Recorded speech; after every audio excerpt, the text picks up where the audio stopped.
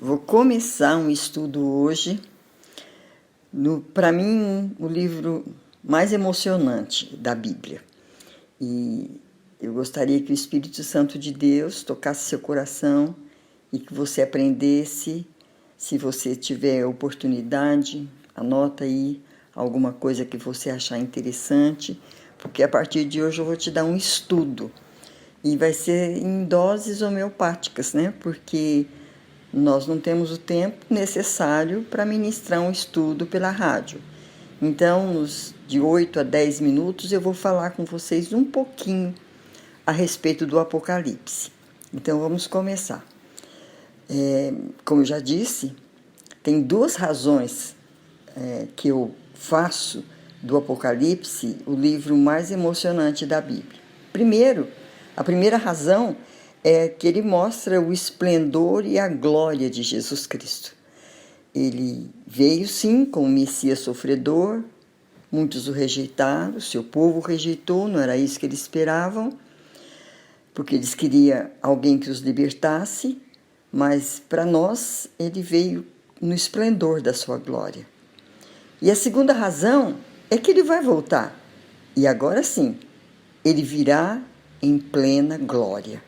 Então vamos começar assim com essa introdução, ver um pouquinho do que diz o Apocalipse. Nessa segunda razão, os detalhes são definitivos, e esses detalhes do livro do Apocalipse, eles incluem a igreja, a era da igreja, a era que nós estamos vivendo. A partir do Pentecostes, lá em Atos, no capítulo 2, nós começamos a era da igreja, e ela só vai acabar no momento do arrebatamento.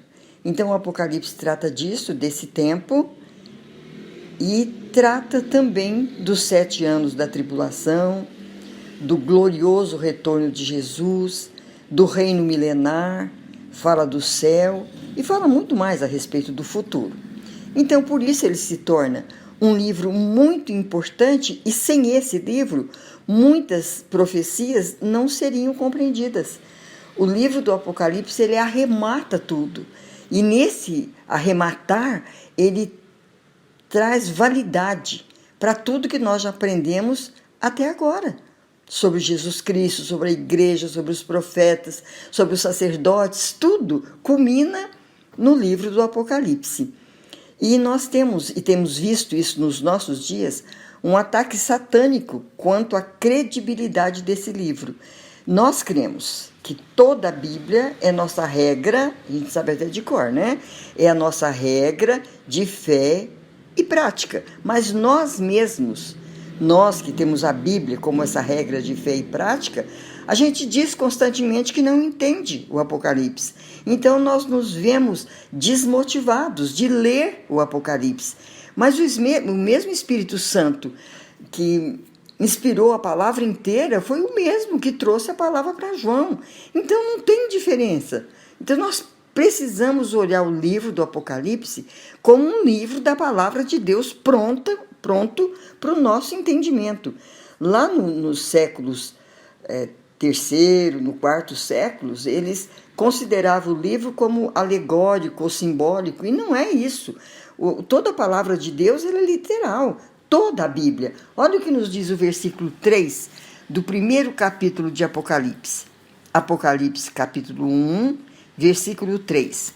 Bem-aventurados aqueles que leem e aqueles que ouvem as palavras da profecia e guardam as coisas nela escritas, pois o tempo está próximo. Esse é o momento. Eu fiquei contente quando eu soube que pessoas estavam interessadas em estudar o Apocalipse. É uma das literaturas que eu mais gosto. Eu gosto muito de escatologia e eu sou apaixonada por isso desde os meus 12 anos.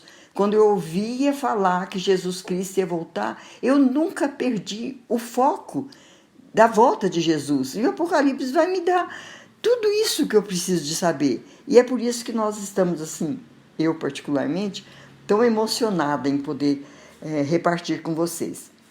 Então vamos recomeçando. Todo o primeiro capítulo do Apocalipse, Jesus está caminhando entre os candeeiros. Candeeiro é a igreja, porque nós somos a luz do mundo. E para João, às vezes se torna difícil porque ele estava usando a linguagem da época. E para ele o candeeiro era que mostrava luz. E nós sabemos, porque o próprio Jesus disse para nós que nós somos a luz do mundo.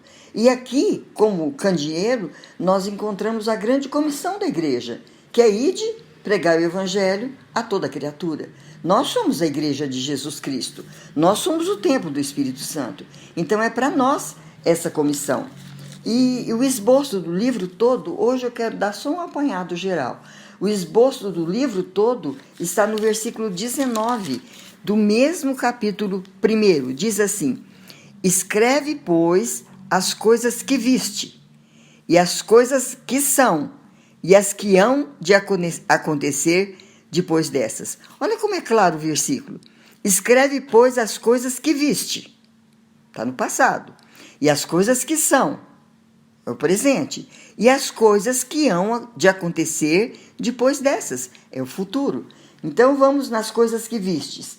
A visão do conjunto todo que João viu. Ele viu todas as coisas e depois ele começou a escrever a respeito de toda a visão que ele teve, que ficou, mas que agora estaria escrita para que a gente tomasse conhecimento. E as que são, é a era da igreja, que eu já falei para vocês, desde o Pentecostes até o arrebatamento. João viu tudo o que estaria acontecendo conosco como igreja. E as coisas que hão de acontecer, sim, agora o futuro, né? As coisas que vêm por aí. As coisas que são a era da igreja, o primeiro século, a era apostólica, as cartas, tudo aplica-se ao longo desse tempo que nós estamos vivendo como igreja. E todas com o mesmo desafio: o que o Espírito diz às igrejas, o que o Espírito Santo de Deus está mostrando para nós. Às igrejas, está no plural. O que ele está mostrando para nós como igreja? Essa carta circulou entre todas as eras. E essa carta das igrejas é aplicável em toda a época. E ela defende a progressão da história da igreja. Então nós vemos a igreja de Éfeso. Se você for virando as páginas da sua Bíblia, você vai encontrar e depois você vai ler e você vai concluir o que eu vou te passar como informação. Nós não temos tempo de ler o texto e nem de explicar. Éfeso era uma igreja apostólica do ano 30 ao ano 100 depois de Cristo. É a época onde os apóstolos, eles que vivenciaram tudo com Jesus, estavam transmitindo as verdades do Evangelho. Esmirna é uma igreja perseguida do ano 100 ao ano 313 depois da igreja. E nós sabemos toda a perseguição que a igreja nesse tempo passou. A igreja de Pérgamo é a igreja do Estado, a igreja estatal. Lembra quando Constantino determinou que todo mundo fosse cristão? Então, é essa época, dos anos de 313 até 590 depois de Cristo. A igreja de Tiatira é a igreja papal, de 590 até 517 depois de Cristo. Depois vem Sardes, a igreja reformada. Aí já vem Lutero, Calvino, 1517 a 1730 depois de Cristo. E a igreja de Filadélfia é a igreja missionária, que vem depois do Renascimento, depois da Revolução, de tudo isso que aconteceu, 1730 a 1900 depois de Cristo. E a igreja de Laodiceia, a igreja apóstata, que vem de 1900 depois de Cristo e nos alcança. A igreja que tem abandonado o seu primeiro amor. As 3 primeiras igrejas é a história da igreja. As últimas 4, simultaneamente, nós temos em nosso mundo de hoje. Dá uma lida na igreja de Tiatira, Sardes, Filadélfia, Laodiceia, se você não encontra características da nossa igreja de hoje. E depois nós vamos ver as coisas que vão acontecer. Depois da 7ª igreja, um membro da igreja, João, é levado para o céu. Agora nós já passamos a leitura nas igrejas e estamos no capítulo 1 de João 4, que diz assim: depois dessas coisas, olhei E eis não somente uma porta aberta no céu, como também a primeira voz que ouvi, como de trombeta, ao falar comigo, dizendo: sobe para aqui e te mostrarei o que deve acontecer depois dessas coisas. Como nós sabemos que as 4 igrejas estão nos representando, João representa a igreja agora.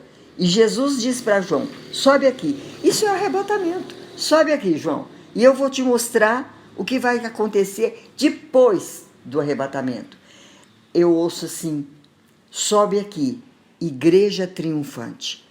Vou fazer um parênteses rapidinho aqui, porque dentro das nossas igrejas, todas as igrejas cristãs, eu não estou falando só da igreja evangélica, todas as igrejas cristãs têm uma igreja triunfante no meio dela.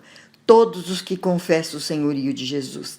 E é para essa igreja triunfante que Jesus Cristo vai falar: sobe para aqui.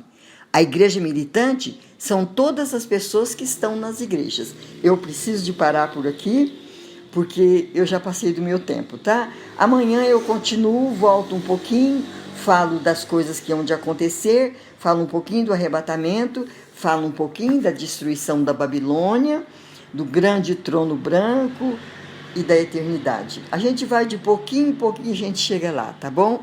Boa noite, fique em paz. E o que você não entender, você coloca a pergunta aí no chat ou onde você achar preferível e vai chegar até mim e eu posso te responder. O que eu não souber, eu vou correr atrás e com certeza vou te dar a resposta.